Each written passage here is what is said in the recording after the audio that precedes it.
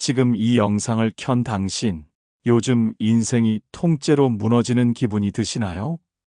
믿었던 사람은 떠나고, 일은 꼬이고, 몸까지 버티기 힘들다면 지금 그 고통이 사실은 대운이 바뀌기 직전에만 나타나는 신호일 수 있습니다.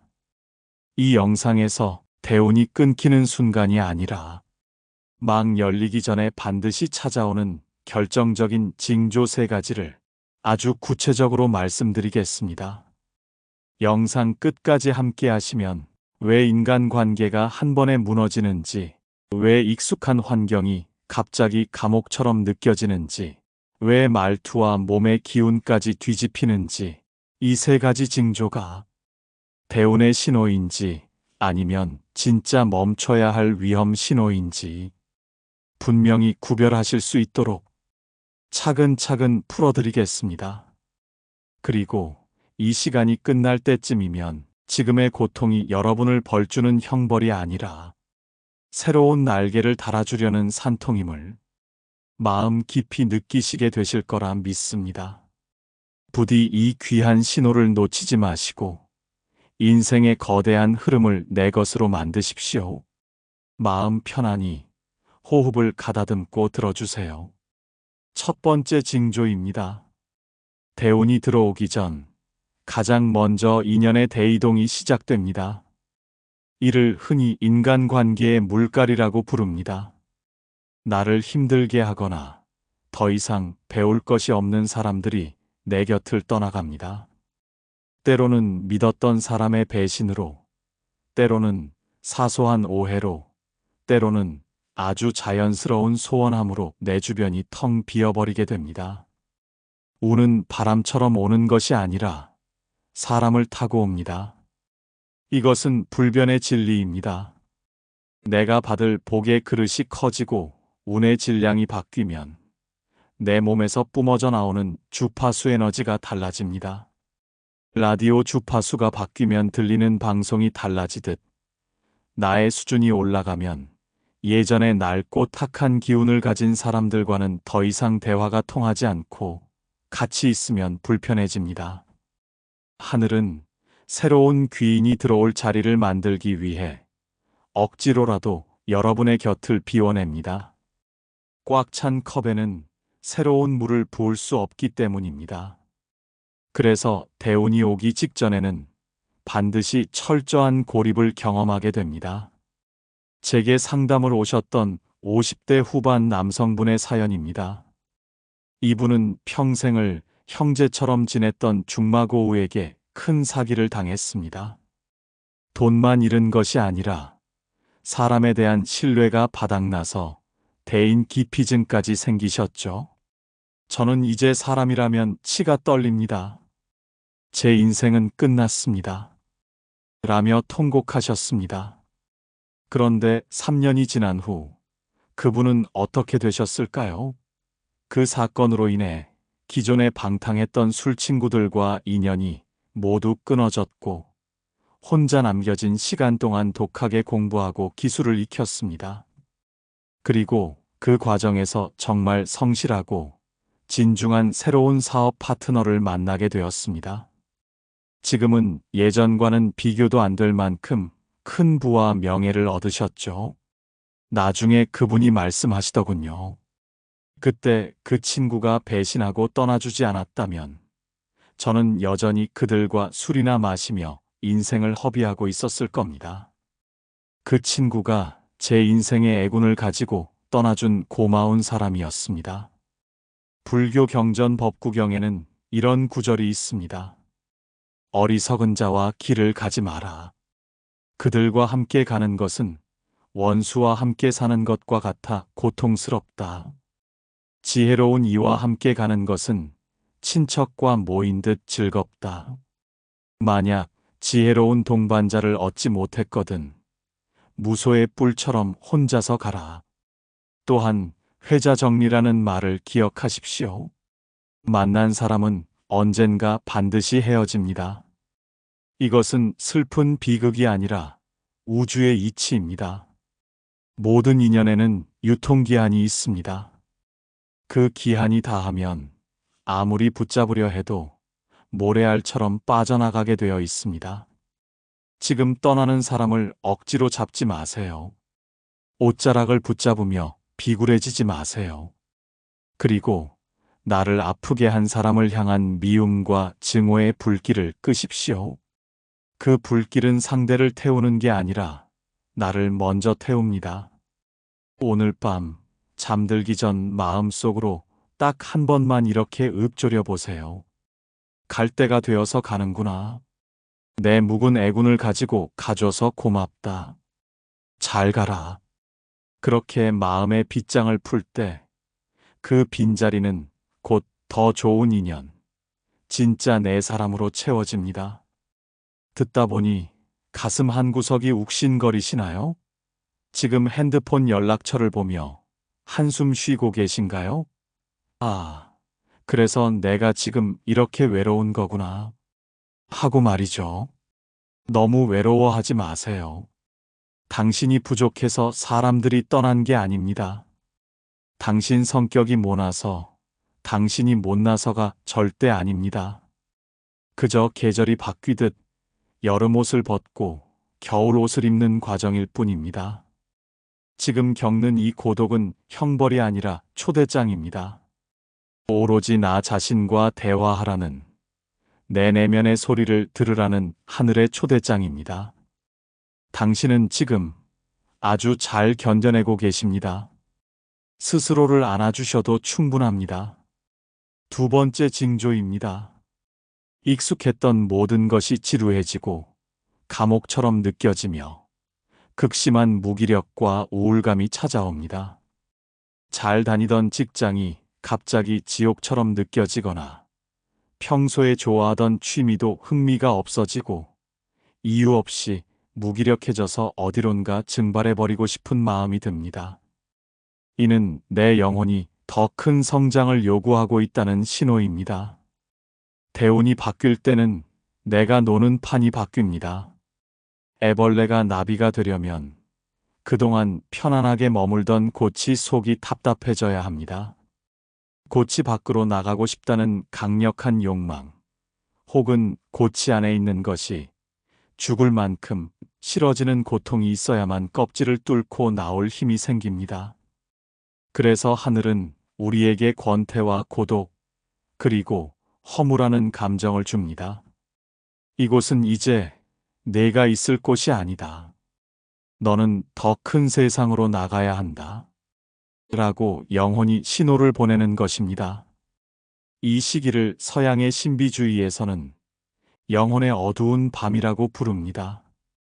50대 후반의 평범한 주부님은 어느 날 갑자기 심각한 우울증에 빠졌습니다. 아이들도 다 커서 대학에 갔고 남편도 성실한데 밥을 짓는 것도 청소를 하는 것도 다 무의미하게 느껴졌습니다. 내 인생은 껍데기만 남았구나라는 생각에 하루 종일 멍하니 창밖만 바라보았죠. 주변에서는 배가 불렀다며 핀잔을 주었습니다. 하지만 그녀는 그 공허함을 채우기 위해 무작정 도서관에 가기 시작했습니다. 닥치는 대로 책을 읽고 글을 쓰며 내면의 뜰을 가꾸었습니다. 그 고통의 시간 2년이 지난 후 그녀는 베스트셀러 에세이 작가가 되어 제2의 인생을 화려하게 꽃피우셨습니다. 만약 그때 그 무기력함을 그저 갱년기 우울증이라 치부하고 약만 먹으며 버텼다면, 혹은 쇼핑이나 수다로 헛되이 풀었다면 지금의 작가님은 없었을 겁니다. 그녀에게 찾아온 우울은 작가라는 대운을 받기 위한 그릇을 비우는 과정이었던 것입니다. 불교 반야 심경의 핵심인 공의 사상을 기억하십시오. 비워야 채울 수 있습니다. 여러분의 마음 그릇에 과거의 후회, 미래의 불안, 낡은 지식, 고정관념이 가득 차 있다면 우주가 주는 큰 지혜와 복을 담을 공간이 없습니다. 지금 느끼는 허무함, 권태, 답답함은 여러분의 마음 그릇을 깨끗이 비우고 닦아내는 대청소 시간입니다. 텅 빈 충만함 속에서 진정한 지혜가 솟아납니다. 마음이 답답할 때는 물리적인 청소를 먼저 하십시오. 안 입는 옷, 3년 동안 한 번도 쓰지 않은 물건, 깨진 그릇, 그리고 핸드폰 속 불필요한 연락처나 사진들을 과감하게 지우고 버리세요. 물건에는 기운이 깃들어 있습니다.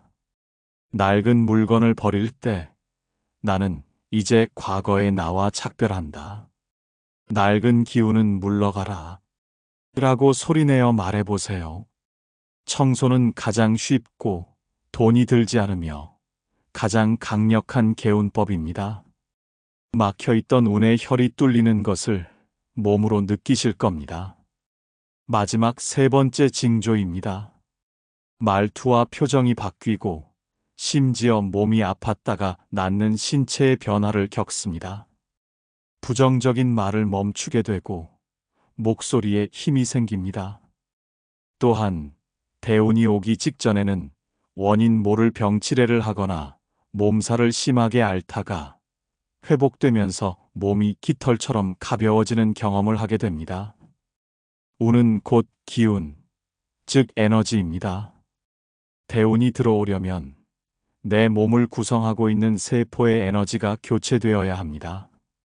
우리가 낡은 건물을 허물고 새 건물을 지을 때 소음과 먼지가 나듯 우리 몸도 새로운 운을 받아들이기 위해 대공사를 합니다. 그래서 대운이 오기 직전에 이유 없이 크게 알아눕거나 잠이 미친 듯이 쏟아지거나 반대로 잠이 없어지는 등 신체적 변화를 겪습니다. 이것은 한의학에서 말하는 명현현상, 호전 반응과 같습니다. 몸속의 탁한 기운을 태워버리고 새 몸을 만드는 과정이죠. 또한 생각이 바뀌니 말이 바뀝니다. 운이 나쁠 때는 입만 열면 남 탓, 세상 탓, 불평불만을 쏟아냅니다. 하지만 운이 좋아지려 할 때는 입을 닫고 귀를 열게 됩니다. 그리고 툭 튀어나오는 말이 감사합니다. 덕분입니다. 그럴 수도 있지와 같은 긍정의 언어로 바뀝니다. 사업 실패 후 신용불량자가 되어 노숙 생활 직전까지 가셨던 한 60대 사업가분의 이야기입니다. 그분은 재기하기 직전 가장 먼저 바꾼 것이 거울 보기와 말투였다고 합니다. 죽고 싶을 만큼 힘들었지만 아침마다 거울을 보며 억지로라도 웃는 연습을 했습니다. 그리고 죽겠다, 미치겠다는 소리 대신 아직 살아있네, 방법이 있겠지, 살만하다라고 긍정적인 주문을 외웠습니다. 신기하게도 그렇게 3개월을 보내자 흑빛이던 얼굴에서 검은 기운이 걷히고 이마와 코에서 반질반질한 광이 나기 시작했습니다. 관상학적으로 찰색이 좋아진 것이죠. 그렇게 얼굴에 빛이 돌기 시작하자 우연히 들른 식당에서 예전 거래처 사장님을 만나게 되었고 그분의 도움으로 재기의 발판을 마련하게 되었습니다. 그분의 바뀐 얼굴과 말투가 운을 끌어당긴 것입니다. 불교에서는 우리가 짓는 업 중 신구의 3업을 가장 중요하게 다룹니다. 몸과 입과 생각으로 짓는 업입니다. 그 중에서도 구업, 즉 말의 힘은 실로 무섭고도 강력합니다. 말은 파동이고 에너지입니다. 내가 내뱉은 말은 우주를 한 바퀴 돌아서 반드시 나에게 돌아옵니다. 이것이 메아리의 법칙입니다. 대운을 받는 사람은 입으로 복을 짓는 사람입니다. 복이 들어올 자리를 말로 닦아놓는 사람입니다. 오늘부터 딱 21일간만 습관적으로 쓰는 부정적인 말 3가지를 금지해 보세요. 힘들다, 짜증난다, 돈 없다. 이 3마디를 입 밖에 내지 마세요. 대신 아침에 눈을 뜨자마자 이불 속에서 이렇게 선언하세요. 나는 날마다 모든 면에서 점점 더 좋아지고 있다. 나는 큰 복을 받을 준비가 완벽하게 되었다. 여러분의 목소리가 여러분의 뇌를 바꾸고 바뀐 뇌가 우주의 기운을 끌어당겨 현실을 창조합니다. 운이 바뀌는 공백기를 견디는 법. 여러분, 마지막으로 꼭 하나 당부드리고 싶은 것이 있습니다. 사람이 떠나고 환경이 싫어지고 몸이 바뀌는 이 모든 과정 사이에는 반드시 공백기가 존재합니다. 옛 것은 떠났는데 아직 새 것은 오지 않은 그 애매하고 불안한 시간 말입니다. 마치 공중그네를 타는 것과 같습니다. 내가 잡고 있던 그네를 놓아야 저쪽에서 다가오는 새 그네를 잡을 수 있습니다. 하지만 그 사이 허공에 떠 있는 그 짧은 순간은 몹시 두렵습니다. 떨어질 것 같으니까요. 이 공백기에 조급해하지 마십시오. 왜 빨리 안 좋아지지? 왜 대운이 온다면서 아직도 그대로지? 이렇게 보채지 마십시오. 밥이 뜸이 들어야 맛있는 밥이 되듯 운도 무르익을 시간이 필요합니다. 이 시기를 잠룡의 시간이라고 합니다. 물속에 잠겨 조용히 힘을 키우는 용의 시간입니다. 이 시기에는 억지로 무언가를 하려고 발버둥 치지 마시고 그저 흐름에 몸을 맡기세요. 잘 자고 잘 먹고 책을 읽고 산책하며 나 자신을 귀하게 대접하십시오. 여러분이 스스로를 귀하게 여길 때 귀한 운이 여러분을 찾아옵니다.